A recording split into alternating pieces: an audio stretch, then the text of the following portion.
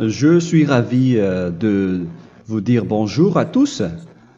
Nous sommes arrivés au moment où nous allons pouvoir avancer dans l'enseignement, c'est-à-dire avec la parole du Père Yava et de Yahushua.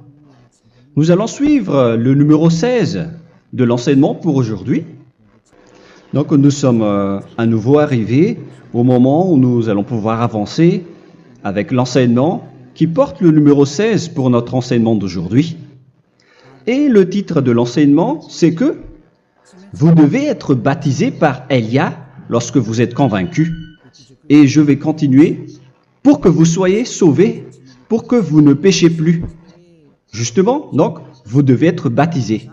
Mais pourquoi devez-vous être baptisé? Pour quelle raison? Lorsque vous êtes vraiment convaincu, excusez-moi, la loi dit que il faut faire de toutes les nations des disciples et les baptiser après. Nous allons lire cette parole d'abord, qu'il faut faire de toutes les nations des disciples et les baptiser après, selon le livre de... Qui déjà? Marc. Attendez d'abord. Non, c'est Matthieu 28.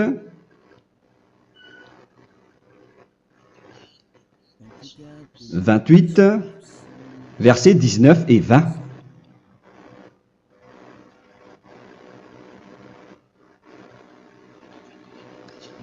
Matthieu 28, 19, 20.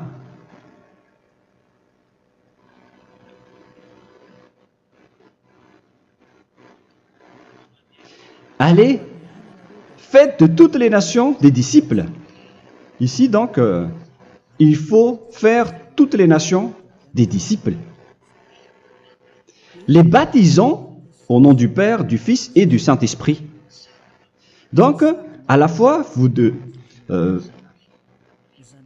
il faut les enseigner à observer tout ce que je vous ai prescrit. Donc, en enseignant une personne, c'est comme ce que Elia fait en ce moment. Après, donc, il faut baptiser cette personne qui est convaincue par l'enseignement. Donc, on ne doit pas baptiser une personne qui n'a jamais entendu cet enseignement. Voilà la première loi. Ce n'est pas logique de baptiser une personne qui ne connaisse rien de l'enseignement. Et après le baptême, l'enseignement continue encore, comme ce que Elia fait en ce moment. Il enseigne toujours, même les personnes baptisées. Donc, on continue toujours à enseigner. Mais le baptême est donc une loi, tout d'abord. Donc, une fois convaincu, vous devez être baptisé. Moi, je ne vais plus parler du sujet d'enseignement que vous connaissez déjà, parce que vous êtes déjà convaincu. Donc, si vous voulez être nettoyé, lavé de vos péchés, pour que vous ne péchez plus dans ce saint royaume où il y a Elia, alors vous devez être baptisé, car c'est une loi selon l'Acte des Apôtres 22:16. Pourquoi tardes-tu? Lève-toi, appelle son nom et sois baptisé. C'est dans Actes des Apôtres, chapitre 22, verset 16. Actes des Apôtres 22:16. Nous allons lire ensemble cette parole. Et maintenant, que tardes-tu? Lève-toi, sois baptisé et lavé de tes péchés en invoquant le nom de Dieu. Donc, une fois qu'une personne est convaincue de cet enseignement, comme vous qui m'écoutez en ce moment, la loi pour vous, c'est que vous devez invoquer son nom. C'est-à-dire que le nom est important pour répondre aux personnes qui disent que ce n'est pas le cas, en disant que si vous croyez, c'est suffisant. Sachez que c'est un enseignement du diable pour ceux qui disent cela. Au contraire, il faut invoquer son nom, car c'est celui qui invoque le nom de Yahva qui sera sauvé.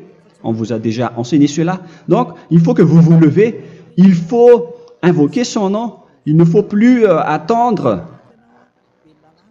Vous ne devez plus attendre ni hésiter. La loi vous dit, levez-vous. On vous dit aujourd'hui, on vous ordonne aujourd'hui de vous lever. N'hésitez plus.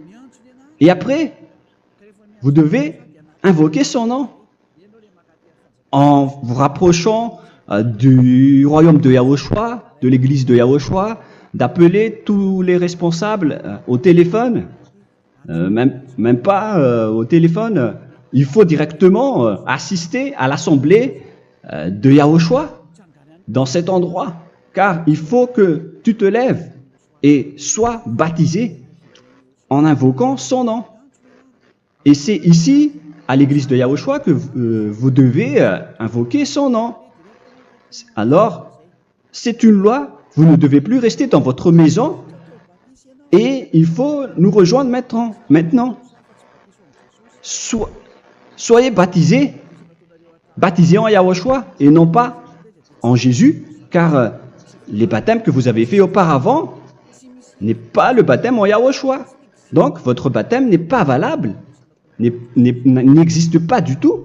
Et votre baptême, au contraire, il est pire lorsque vous l'avez fait avec des autres dieux comme Jésus, car vous allez le revêtir jusqu'à votre mort. Car selon Galates 3, 27, vous revêtez le Dieu à qui vous êtes baptisé.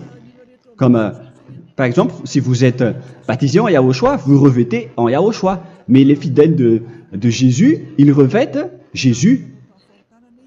Alors que vous voyez bien que ce Dieu, c'est un faux Dieu qui n'ôte pas les péchés, qui vous jette en enfer et qui n'existe même pas. Parce que si jamais il existait, vous devez aussi être ôté de vos péchés. Mais ce n'est pas le cas. Vous revêtez un faux Dieu, un envoyé du diable. Pourquoi? Car tous ceux qui sont pécheurs viennent du diable. Nous allons donc lire la parole de Dieu à ce sujet dans Galates 3, 27 pour vous dire que c'est un faux baptême que vous avez fait. Donc si vous avez été baptisé en lui, alors vous allez être avec le diable jusqu'à la fin. C'est ce qui est pire avec votre baptême qu'il faut enlever et supprimer rapidement, car vous êtes avec le diable. Les pécheurs viennent du diable, et ce faux Dieu, il vous rend toujours pécheur, jusqu'à maintenant. Il vous encourage de rester pécheur, non méritant. Ça vient d'où? Ça vient de qui, ce faux Dieu-là? À ce sujet, ils viennent du diable, car les pécheurs viennent du diable.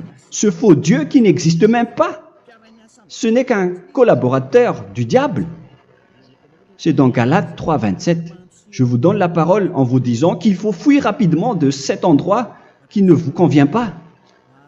Le dernier baptême, ce sera pour le 8 mars 2026 à Madagascar. Et après, il n'y aura plus de baptême ici.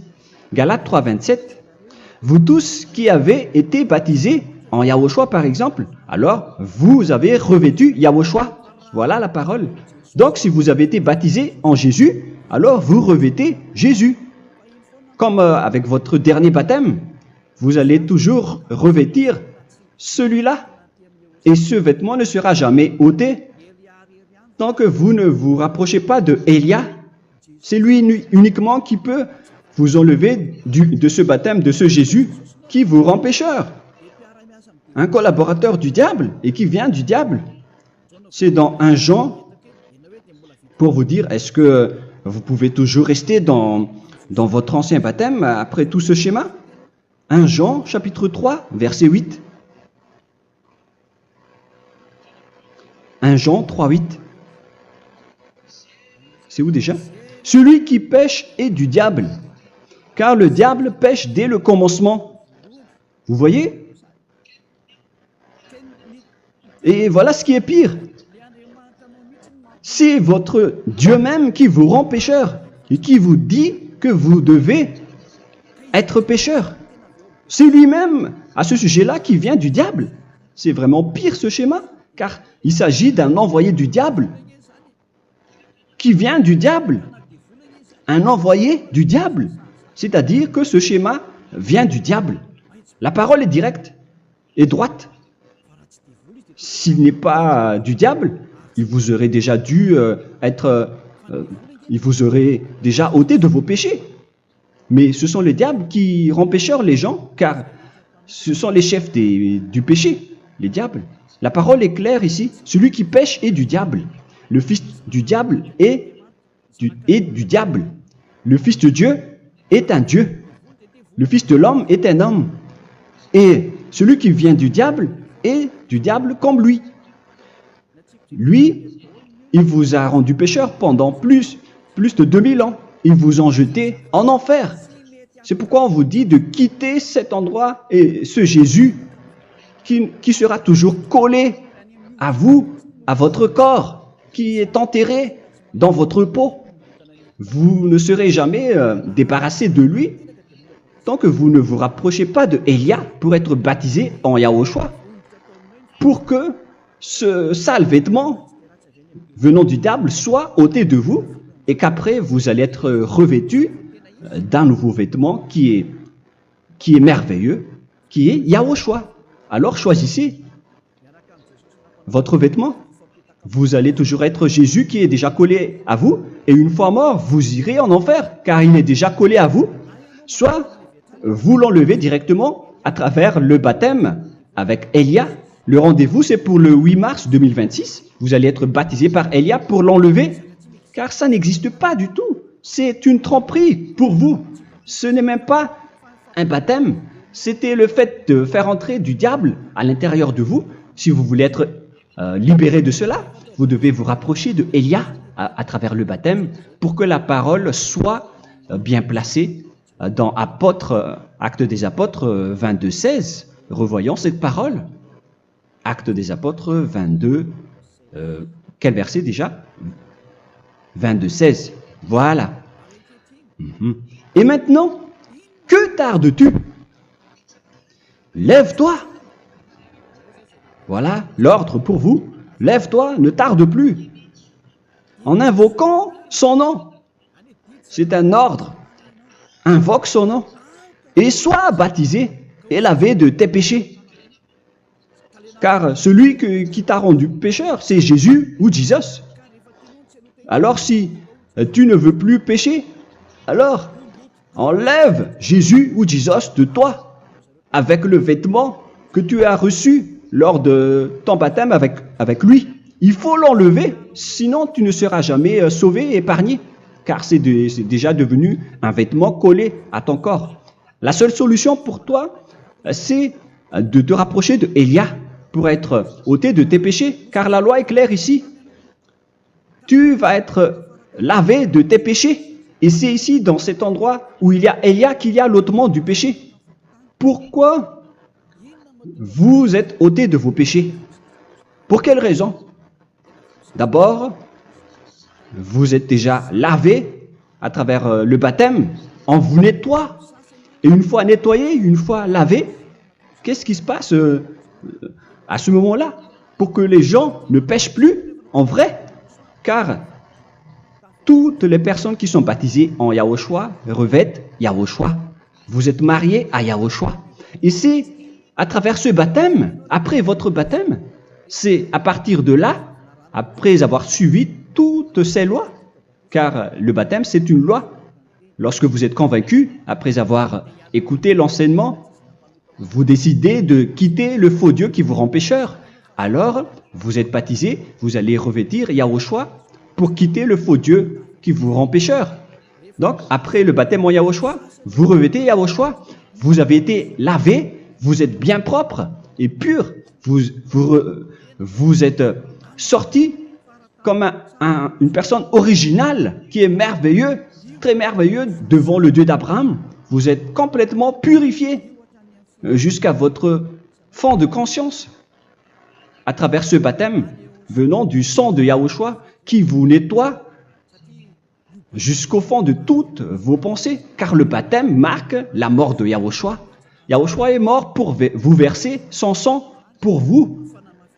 Tout cela confirme votre relation avec Yahushua, car le baptême vous dit que vous êtes mort ensemble avec Yahushua et vous êtes ressuscité ensemble avec Yahushua.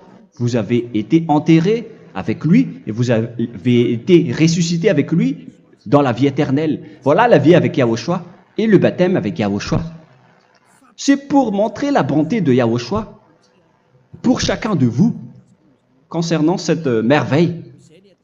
Voilà le baptême, c'est la mort avec Yahushua. C'est pourquoi je vous ai dit, en même temps, c'est la mort pour vous. Et c'est aussi votre purification. C'est dans Romains, chapitre 6, verset 4. Nous avons donc été ensevelis avec lui par le baptême en sa mort, afin que, comme Yahushua est ressuscité des morts par la gloire du Père, de même, nous aussi, nous marchions en nouveauté de vie. Donc, on était morts avec Yahushua à travers le baptême, et c'est après aussi que nous avons été ressuscités vers la nouvelle vie. Verset 5. En effet, si nous sommes devenus une même plante avec lui par la conformité à sa mort, nous le serons aussi par la conformité à la résurrection. Nous voyons bien ici que nous étions morts ensemble avec Yahushua à travers le baptême. Nous étions morts ensemble avec lui. C'est clair ici. On parle ici du sujet du baptême. Nous avons donc été ensevelis avec lui par le baptême en sa mort, mais pas avec autre chose. C'est clair alors à travers cette parole que c'est à travers ce baptême que nous allons avoir la même geste que Yahushua. Donc si vous voulez être ôté de vos péchés, vous devez entrer dans le baptême. Et une fois baptisé, la personne est intégrée directement au ciel des cieux. Mais il y a des étapes à suivre avant d'arriver là-bas, hein, ce que je suis en train de vous enseigner en ce moment, car l'objectif du baptême, avec la mort et la résurrection, et l'enterrement, après la fin de votre chemin, c'est le ciel des cieux.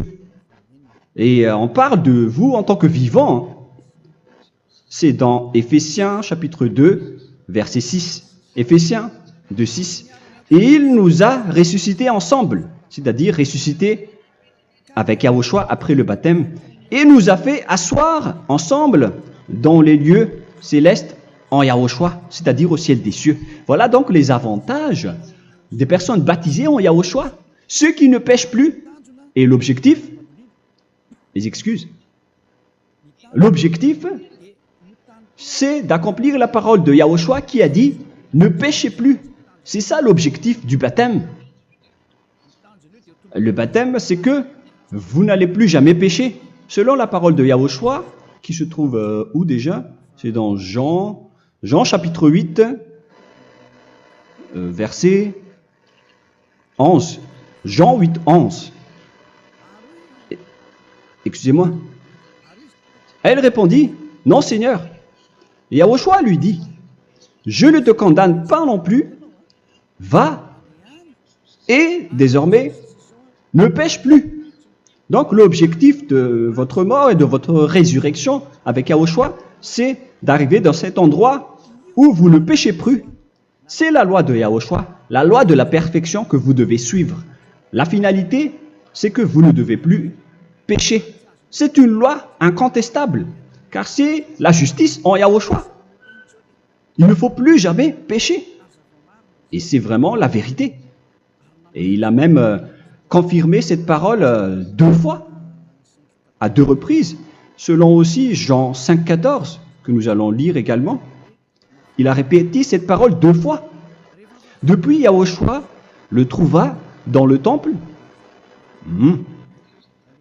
et lui dit, « Voici, tu as été guéri. Ne pêche plus. » Excusez-moi. Ne pêche plus, de peur qu'il ne t'arrive quelque chose de pire. Donc il ne faut plus rappeler vos péchés, sinon le pire va vous arriver. Et vous voyez, vous, les personnes pécheurs qui m'écoutez en ce moment, où est votre finalité? Est-ce que c'est bien? Réfléchissez. Les personnes parfaites, ce sont les personnes qui ne pêchent plus. Contrairement à vous qui dites que vous êtes toujours des pécheurs, qui ne méritent pas le ciel des cieux. Vous l'avez dit par vous-même. Mais maintenant, Élia vous appelle. Vous allez mériter le ciel des cieux si vous vous repentez et si vous acceptez le baptême en Yahushua. Pourquoi? Pour quelle raison? car vous n'allez plus jamais pécher. Par quel moyen? C'est par le programme du Père Yahva. Car une fois que la personne est baptisée, la personne boit le Saint-Esprit. Il y a donc un esprit qui va être approuvé, qui va être bu, comme une source illimitée dans son ventre, selon la Sainte Écriture. C'est dans Jean chapitre 7, si je ne me trompe pas. Où se trouve ce verset, les enfants? Si vous le trouvez, la parole qui parle de la source qui est illimitée, c'est dans Jean 7, 37 que nous allons lire ensemble. Le dernier jour, le grand jour de la fête, Yahushua, se tenant debout, s'écria, « Si quelqu'un a soif, qu'il vienne à moi et qu'il boive. » Verset 28. « Celui qui croit en moi, des fleuves d'eau vive couleront de son sein, selon, comme dit l'Écriture. » Il y aura donc de l'eau vive qui couleront dans son ventre. Verset 39. Il dit cela de l'Esprit qui devait recevoir ceux qui croyaient en lui, car l'Esprit n'était pas encore, parce que Yahushua n'avait pas encore été glorifié. On reçoit donc un Esprit venant de Yahushua pour ceux qui le croient et qui sont baptisés. Et on le reçoit vraiment lors du baptême. C'est dans le livre de 1 Corinthiens que nous allons lire, dans le chapitre 12. Quel verset déjà? On doit chercher un peu. 12 et 13. 1 Corinthiens, chapitre 12, versets 12 et 13. Car comme le corps est un et a plusieurs membres, et comme tous les membres du corps, malgré le nombre, ne forment qu'un seul corps, ainsi en est-il Yahushua. Nous avons tous en effet été baptisés dans un seul esprit, pour former un seul corps, soit juif, soit grec, soit esclave, soit libre. Et nous avons tous été abreuvés d'un seul esprit. C'est dans le baptême, donc, qu'on reçoit l'esprit unique, un seul esprit. Donc, si vous êtes baptisé en Yahushua, vous abreuvez l'esprit venant de Elia, venant de Yahushua. Vous abreuvez un seul esprit venant de moi, un esprit non pécheur et qui vous rend non pécheur. Donc, tout le monde boit un seul esprit selon la Sainte Écriture.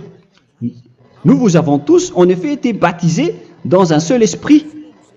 Vous recevez donc ce seul esprit à travers le baptême.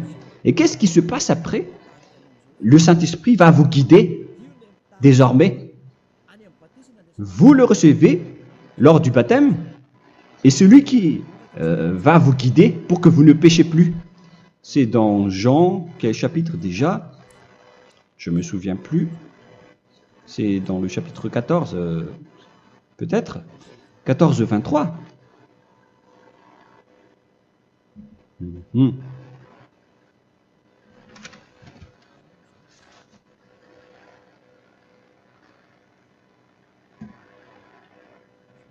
Où il est passé déjà? La parole qui parle de l'esprit qui nous guide. Mais je ne me souviens plus lorsqu'on en a besoin. Où est cette parole, les enfants? Où se trouve cette parole? Oui, c'est 14, 26. Jean chapitre 14, verset 26. Mais le consolateur, l'Esprit Saint, que le Père enverra en mon nom, vous enseignera toutes choses et vous rappellera tout ce que je vous ai dit. La parole de Dieu précise bien ici que le Saint-Esprit, qui est le consolateur, à la fois donc il est consolateur, il est envoyé par le Père en mon nom, il vous enseignera toutes choses et vous rappellera tout ce que je vous ai dit.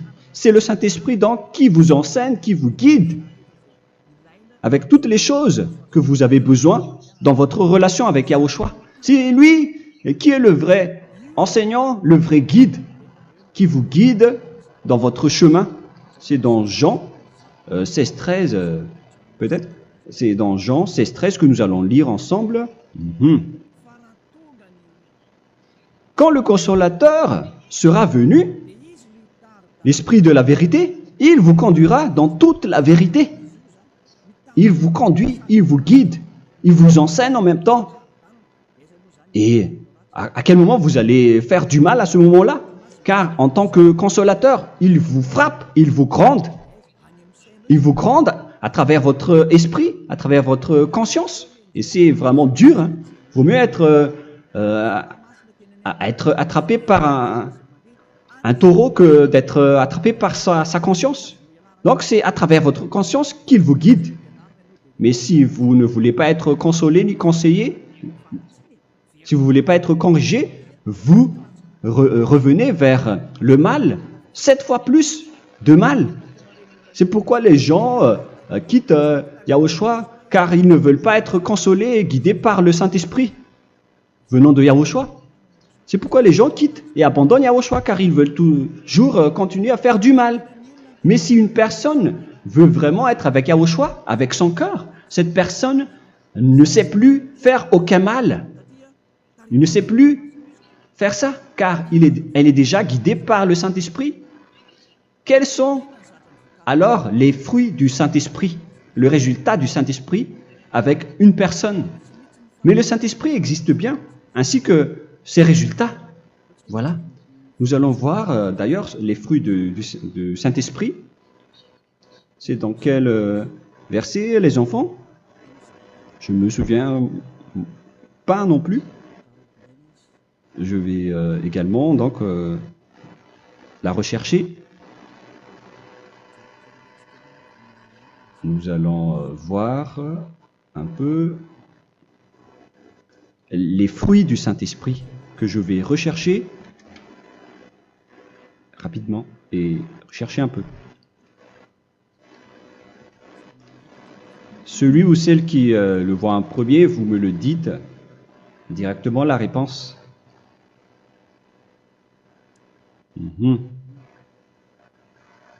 Comment? Galates 5. Galates 5. Nous allons lire à partir du verset 19 et 20.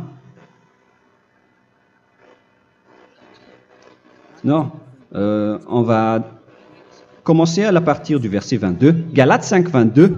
Mais le fruit de l'esprit, c'est l'amour, la joie, la paix, la patience, la bonté, la bénignité, la fidélité. Vous voyez? Vous marchez dans la droiture et dans la vérité directement.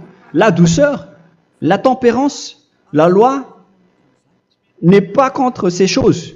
Vous voyez? Les gens ne vont plus dans le mauvais sens. Mais les gens qui n'ont pas le Saint-Esprit, voilà ce qu'ils font. Dans le verset 19 et 20. Or, les œuvres de la chair sont manifestes avec les personnes qui n'ont pas le Saint-Esprit, qui sont guidées par la chair. Ce sont l'impudicité, l'impureté, la dissolution, l'idolâtrie. Vous avez tous fait cela. La magie, les inimités,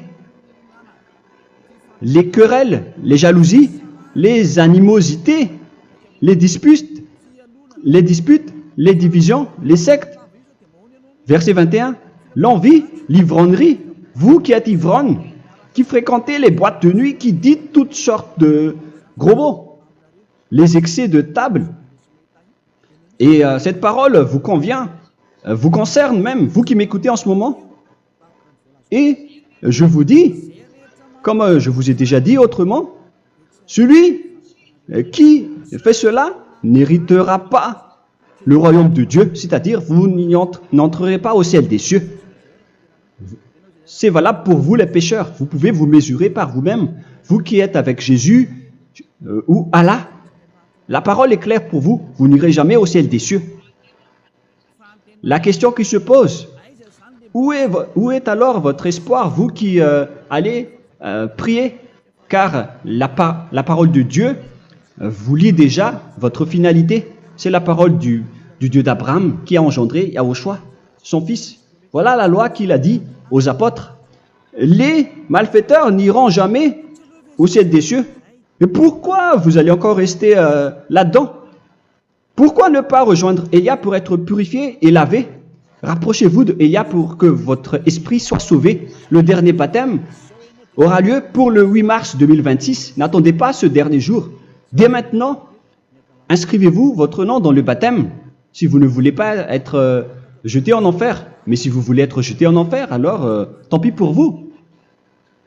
Alors que vous avez peur de mourir, et vous allez chez le médecin lorsque vous êtes malade, vous avez peur du feu de charbon, alors que ce n'est qu'un petit feu de charbon. Là, on parle de l'enfer. Hein. Alors, il faut bien réfléchir et soyez bien conscients. Voilà donc le sujet du Saint-Esprit. Maintenant, nous allons lire le livre des Éphésiens. Éphésiens, chapitre 4.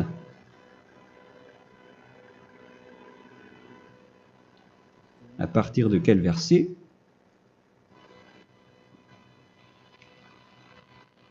Allons-y. Je dois relire un peu car il y a plusieurs paroles ici. Moi, je vais vous sortir la parole qui dit que les personnes en Yahushua ne font plus aucun mal. Ah, où il est passé déjà? Ah, je l'ai perdu. Attendez d'abord. Donc, Éphésiens.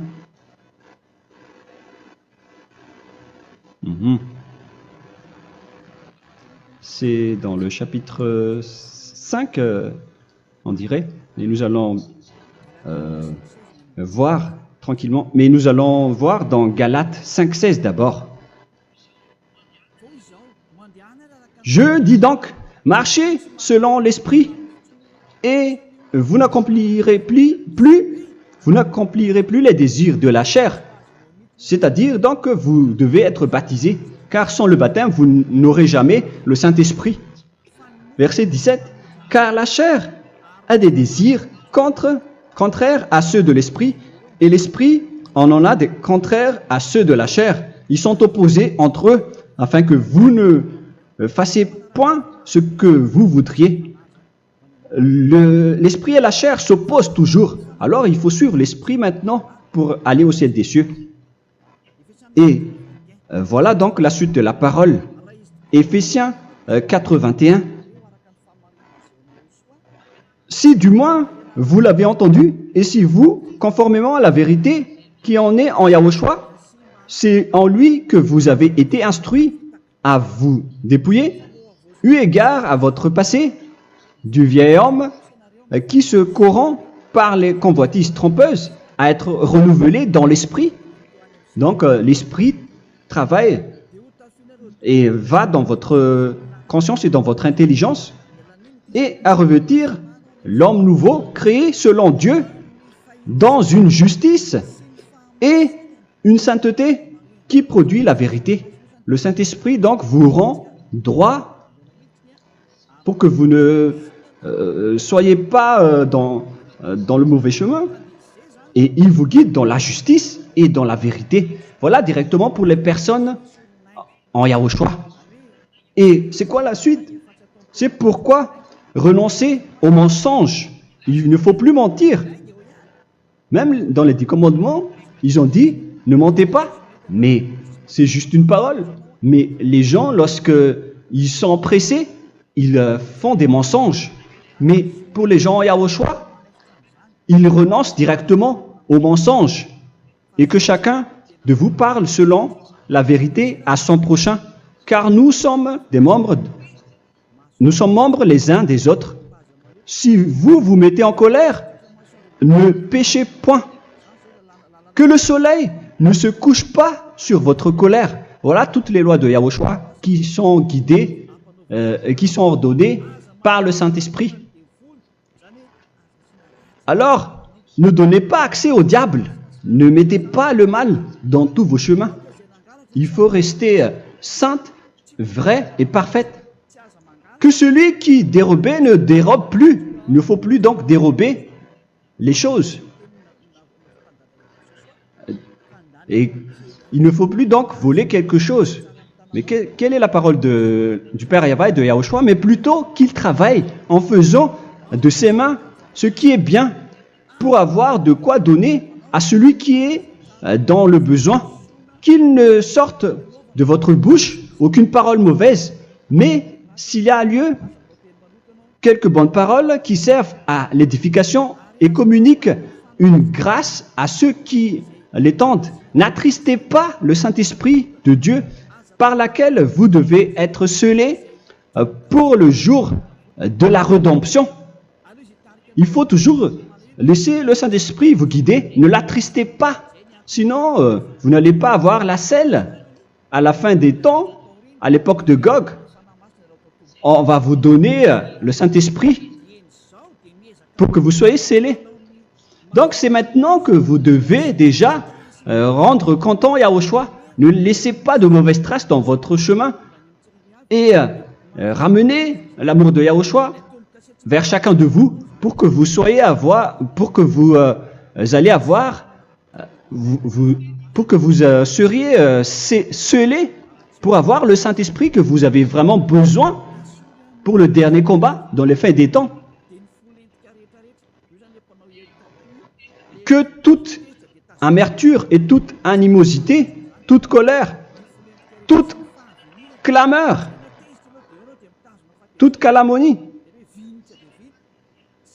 il ne faut pas retenir et garder la colère, toute calmeur, toute calomnie et toute espèce de méchanceté, tout ce qui est rancune, ni rancœur. Il faut arrêter tout cela. Mais c'est différent de gronder une personne. On parle ici des personnes qui est en colère sans raison. Mais lorsque vous grondez, vous n'allez pas dire à votre enfant « Mon enfant, ne faites pas ceci, ne faites pas cela ». Au contraire, si vous faites cela, votre enfant va danser devant vous. Donc, voilà ce que je veux vous dire.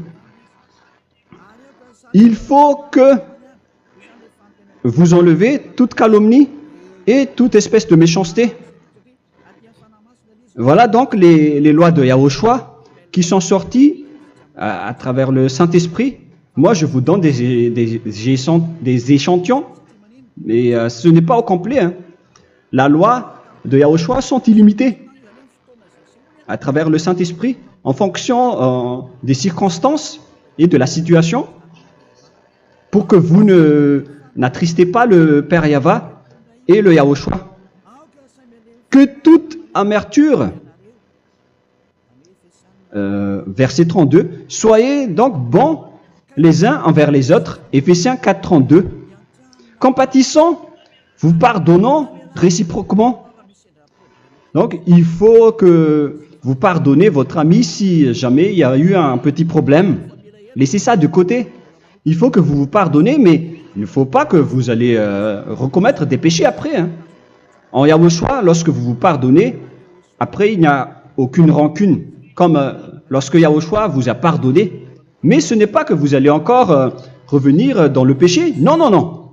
C'est dans Hébreux 10, 26 qui parle des péchés volontaires. Hébreux.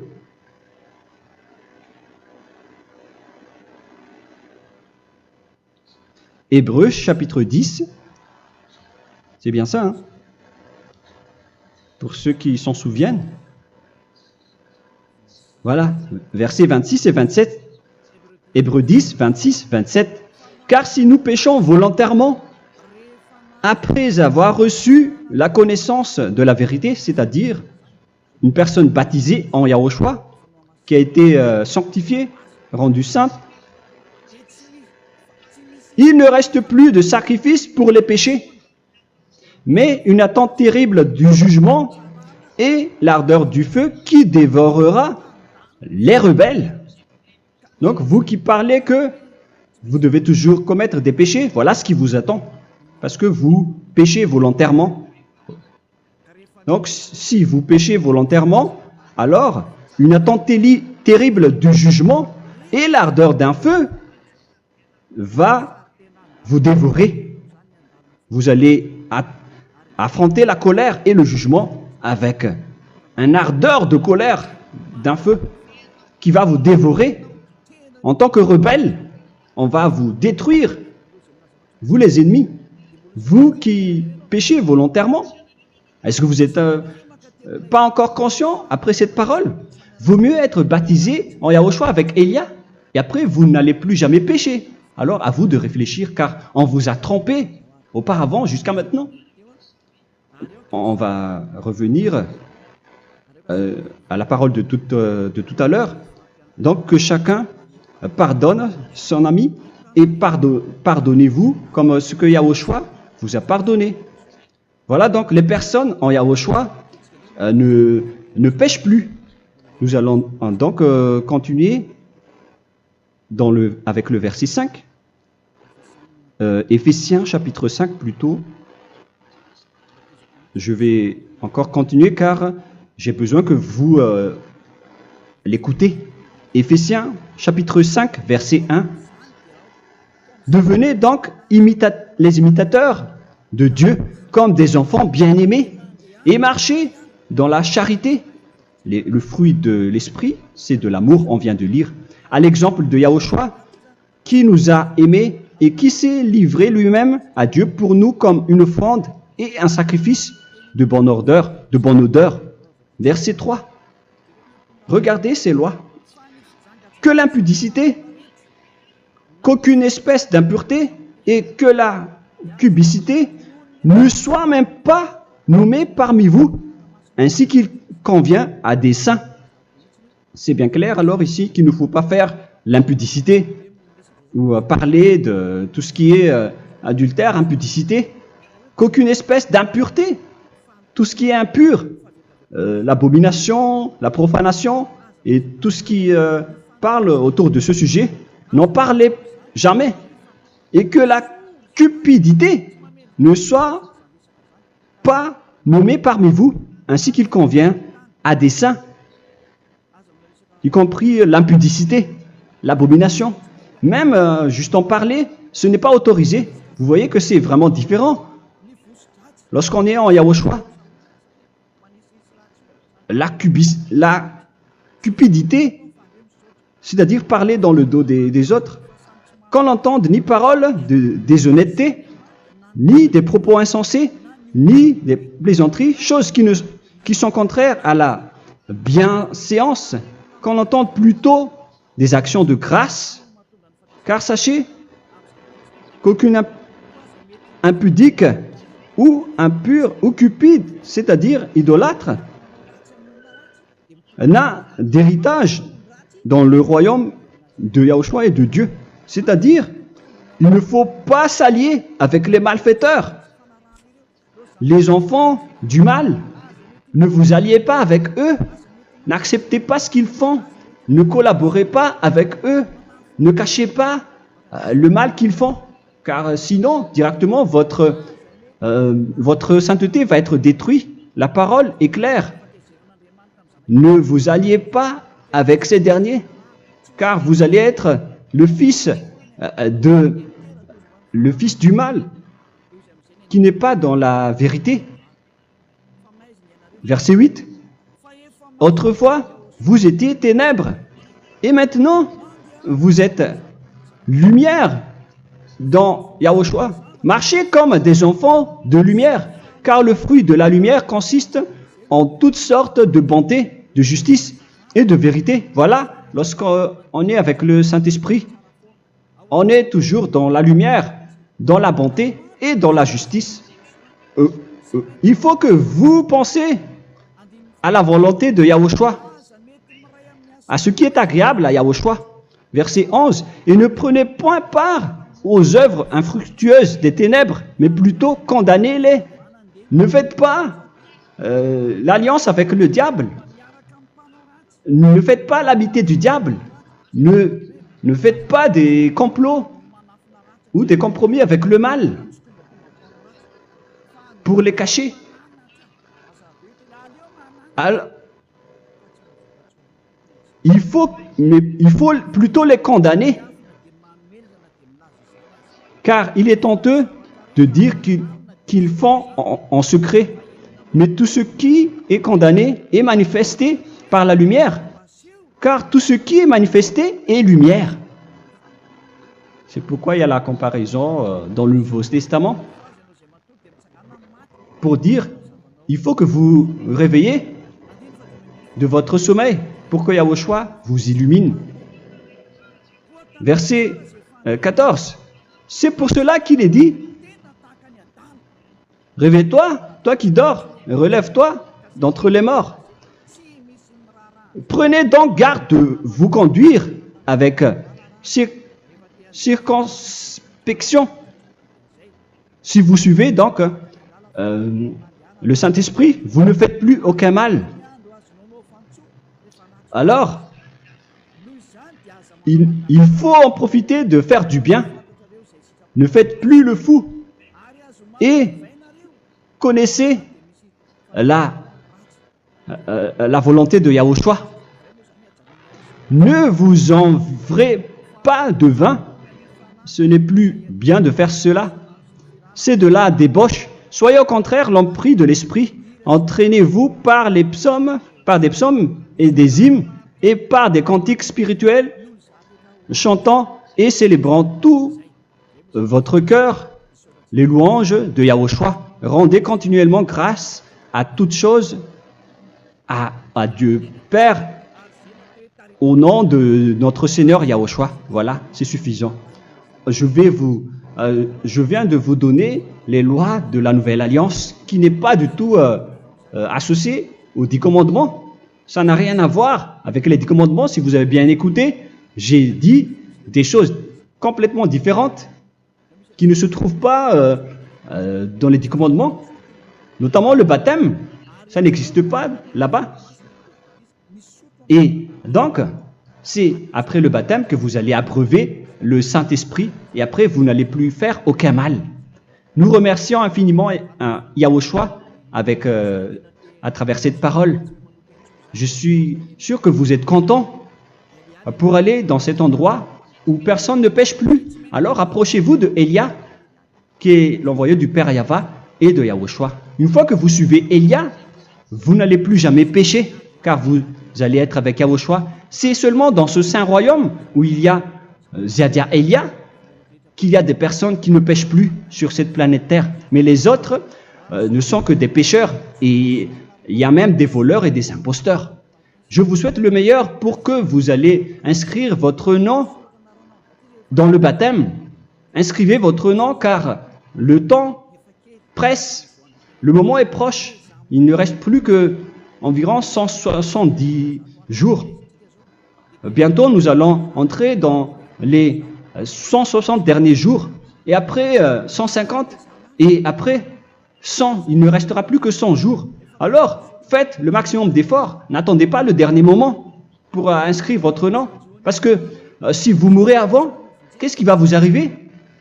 Vous ne savez rien de ce qui va vous arriver avec votre esprit.